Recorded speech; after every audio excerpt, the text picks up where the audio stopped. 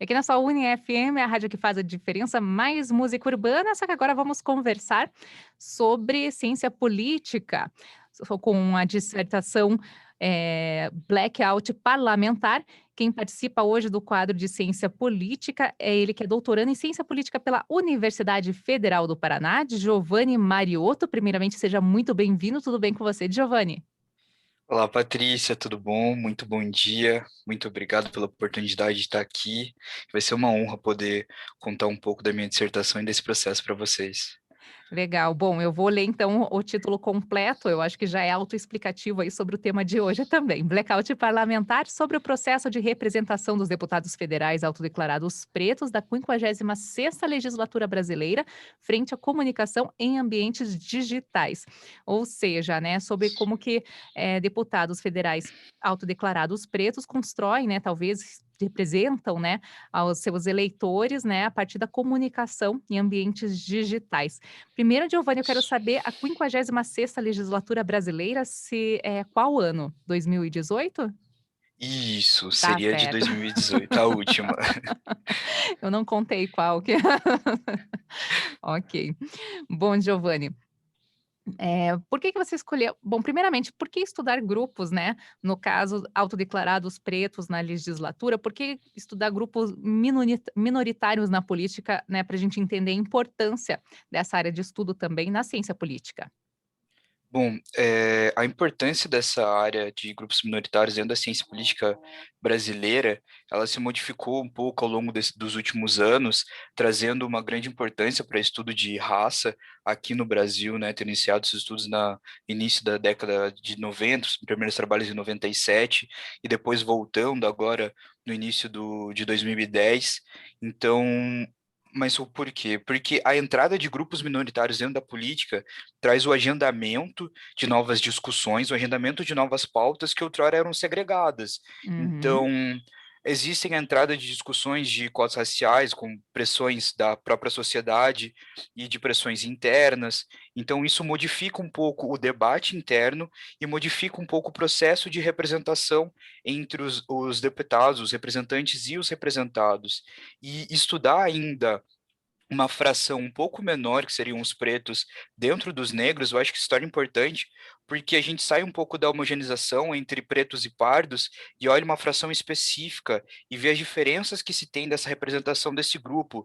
Se a gente olhar teorias do colorismo, são os grupos mais afetados nesse quesito racial de exclusão e segregação ali dentro. Então a gente consegue olhar e ver as nuances e as diferenças entre cada um dos grupos e as suas diferenciações ali dentro. Uhum. Então, daqui a pouquinho já vamos falar sobre os resultados, né, entre aspas, né, as conclusões, digamos assim, do seu estudo, mas primeiro adicionando aí a uns dados que pretos e pardos seriam 55,9% da população, mas eles representam 24,4% dos deputados federais, né, e 28,9% dos deputados estaduais eleitos nesse ano de 2018, então, do seu estudo, né. O percentual, ou seja, de pessoas pretas ou pardas, né, chegou a 41,8% para cargos de deputado federal. Pode-se evidenciar algo, por exemplo, em relação também ao público eleitor? Então, pode.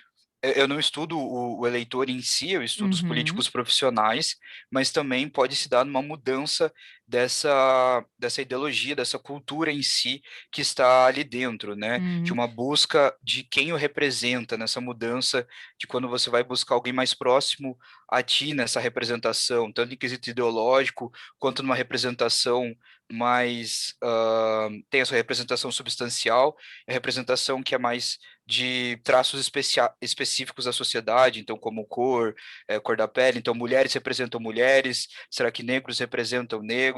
Então nesse Uhum. sentido pode estar representando e pode estar trazendo uma uma ampliação desses grupos por esse tipo de movimentação, principalmente dentro das redes sociais digitais. É exatamente nesse ponto que, por que que você escolheu estudar as redes sociais, né, quais que foram elas e qual que é a importância hoje das redes sociais aí no estudo da área da ciência política?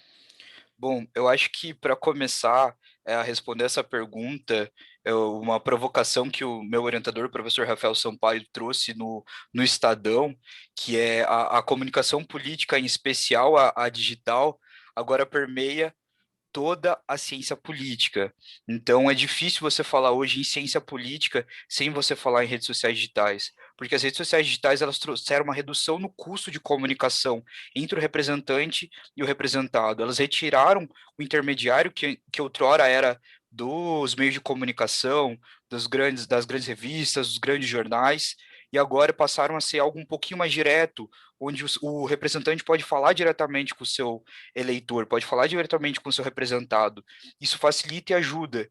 E isso também, atrelado que, quando nós vamos olhar todas as grandes manifestações das organizações civis, como Ele Não, uh, o movimento Black Lives Matter, todos esses movimentos, você vê que existe um grande foco no início dentro das redes sociais, elas ajudam para a mobilização, e essa mobilização também pode ser revertida em votos, em trazer essa comunicação, e como eu já havia falado antes, além dessas minorias conseguirem falar e se comunicar a partir dentro do parlamento, as redes sociais digitais também ajudam a pautar melhor as suas demandas, né? Uhum. Então, os seus pontos. Então, isso ajuda muito para que elas possam se comunicar ali dentro.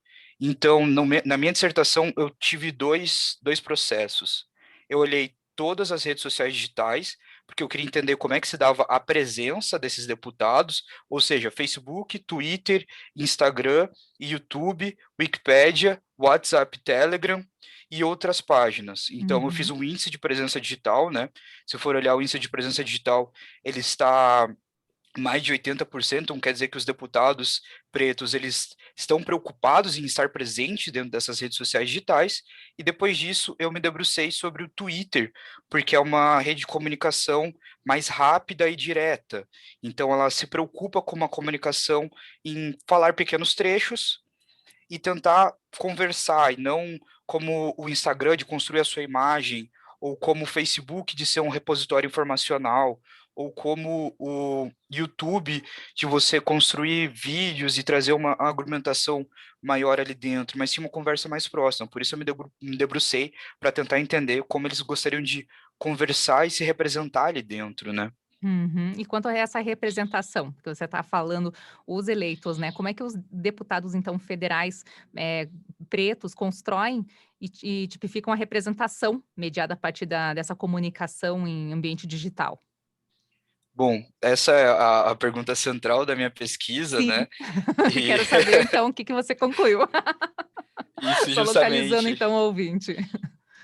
Eh, Nesse sentido, os dois pontos centrais, né? Como o Hum. percurso dessa pesquisa, como a gente está falando de uma pesquisa, a área de raça, etnicidade e política no Brasil, ela está muito jovem, então os estudos são mais calcados em estudos de fora, então a gente tem que fazer os parâmetros e fazer um percurso mais longo. Então, inicialmente, a, a, esse trabalho encontra que o perfil desses deputados pretos se assemelha muito com o perfil dos deputados não pretos, ou seja, dos brancos, então demonstrando que, mesmo que haja uma entrada maior desse grupo, o perfil continua o mesmo. Ou Ainda seja, não há não uma há mudança, aquela representatividade, talvez, quanto aos não há eleitores pretos. isso, não há aquela mudança substancial no perfil. Uhum. Então, esse é um ponto principal. Isso já remete às teorias da ciência política mais tradicionais, da lei da oligarquia de ferro e tudo mais, mas esse é um ponto bem importante para se colocar. O segundo ponto, uma alta presença dentro das redes sociais digitais. Depois, esses deputados, ao contrário do que a gente achou e esperava a partir da campanha de 2018, não eram tantos que divulgavam WhatsApp e Telegram dentro das suas redes. Então, isso foi um achado bem interessante, porque quando a gente olhava, não existia Hum. essa comunicação mais direta e mais rápida com o leitor, sendo que dentro da eleição de 2018, esse foi um dos grandes motes que a gente viu, né? Uhum. Então, esse foi um ponto que a gente encontrou. Apenas 6 dos 21 deputados, eles divulgavam WhatsApp ou Telegram. E aí o segundo ponto é que esses deputados que tinham maior presença digital, ou seja, além de estar presente em todas as redes sociais e ainda divulgavam o seu WhatsApp ou Telegram, estavam mais próximos a partidos de esquerda, foram reeleitos, então eles estavam concorrendo à reeleição Uhum. e eram Eles já mais tinham uma jovens. tradição também política, né, com isso também. Isso. e também eram mais jovens. E quando nós Uhum. olhávamos os deputados pretos que tinham a mais baixa presença digital, eles eram homens e de partidos ligados à direita. Então, no caso, anteriormente, eu esqueci de falar que mulheres também tinham mais alto grau de presença digital. Uhum. Então, esse é um bom ponto para a gente estar trabalhando e falando aqui, né? Então, quando a gente olha os estudos, principalmente de representação digital dentro dos Estados Unidos, eles já colocam essa faceta, né? Então, grupos minoritários como latinos, negros, mulheres e mais jovens se preocupam mais com as redes sociais digitais para falar com seus representantes, para se comunicar. Então, esse é o ponto. E quando eu fiz toda essa construção, eu cheguei a 5 tipos, né? Para a Hum, gente fechar em 5 categorias de quem são esses deputados, né? Fechando caixinhas, vamos supor. sim. A primeira seria os deputados que estão mais próximos de uma autorrepresentação, que eles utilizam o seu Twitter como um repositório informacional, basicamente. Eles fazem um check-in informacional. Eles falam pouco, uma vez a cada 2 semanas, e colocam informações legislativas. O segundo grupo seria o representante entre o governo, né? Representante entre o governo e o Estado, que esse representante ele estaria mais ligado a uma fala em defesa do governo com uma fala mais bolsonarista. Então, ele teria uma defesa do governo, mas aliado sempre sendo um interlocutor entre a sociedade civil e o governo federal. Uhum. O representante de um grupo específico, ele já tem uma noção maior de direcionamento das suas publicações, ou seja, ele já tem um grupo com quem ele quer se comunicar, com quem ele quer conversar, e ele já direciona a sua comunicação a esse grupo e já tem uma noção maior. E o grupo que mais me chamou a atenção, que são os grupos dos mais jovens, é o grupo do representante racial, que no caso são os mais jovens, eles têm um maior índice de comunicação, de interação, então eles falam bastante, falam cotidianamente, tem grande número, tem um maior engajamento, tem uma maior noção de direcionamento de quem eles querem falar e Uhum. trazem consigo temáticas raciais. Então, dentro desses deputados federais pretos, nós temos tipificações de quem eles querem buscar dentro da sua representação, desde falando por si até falar por um local específico, como representante entre a sociedade e um local específico, que é um deles, até falar com grupos raciais específicos. Então, mesmo o grupo dos deputados pretos, eles não são homogêneos com quem eles buscam falar e com quem eles buscam representar. Então, Hum. esse é um dos processos importantes de quando a gente fala de minorias políticas e representação. E Giovanni, desses 5 subgrupos, não sei que a gente pode chamar, qual que é a maioria dos eleitos? Bom, quando a gente olha a maioria dos eleitos, eles estão dentro dos últimos 2 grupos, né? É o representante racial e representante de um grupo específico. Então, são os grupos que têm a maior noção de direcionamento de comunicação, seria o grupo racial são 3, Uhum. que seria o Davi Miranda, Thalira Petroni e a acho que é Benedita da Bira do Pindaré, isso, Bira Hum. do Pindaré. Aí, representante de um grupo específico é a Benedita da Silva Uhum. e o Vitinho, se eu não me engano, Vicentinho, e o Hum. Vicentinho do PT. Então, esses são os 5 que estão ali dentro desse grupo, né? Que são os grupos onde tem uma maior noção de comunicação ali dentro, que quando foi os que eu estudei são os 10 que eu acabei estudando e tipificando, né? Uhum. Porque dos 21, eu separei os 10 que mais se comunicavam e fiz essa caixinha da tipificação. Então, isso quer dizer que, pegando esses deputados mais jovens, os que estão pensando em uma reeleição, pensando em uma carreira, eles acabam construindo um perfil, um grupo específico para se comunicar e para direcionar essa comunicação. Então, não deixando algo tão abrangente, não falando só sobre o que acontece dentro do seu parlamento, dentro da sua legislatura. Então, eles já trazem uma comunicação mais estruturada, com Mas um isso norte ali relacionado à dentro. representatividade também? Isso relacionado à representatividade também. Aham. Nesse sentido, né, entre representação e representatividade, a gente, O que eu trouxe aqui é que entrar e se comunicar e falar sobre esses grupos específicos é uma forma de representação, né, é uma forma Uhum. simbólica de representação. Então, quando você acaba falando sobre raça, quando você traz isso em suas redes sociais digitais, quando você se posiciona, esse é um ponto muito importante que mostra e demarca a sua seção ideológica ali dentro, né. Legal. E o que que o Giovanni concluiu nesse trabalho, então, com relação a esse processo de representatividade desses deputados federais? Bom, aí a pergunta fica muito mais difícil. Resumidamente também, é para a gente fechar, para eu saber o que que você concluiu mesmo.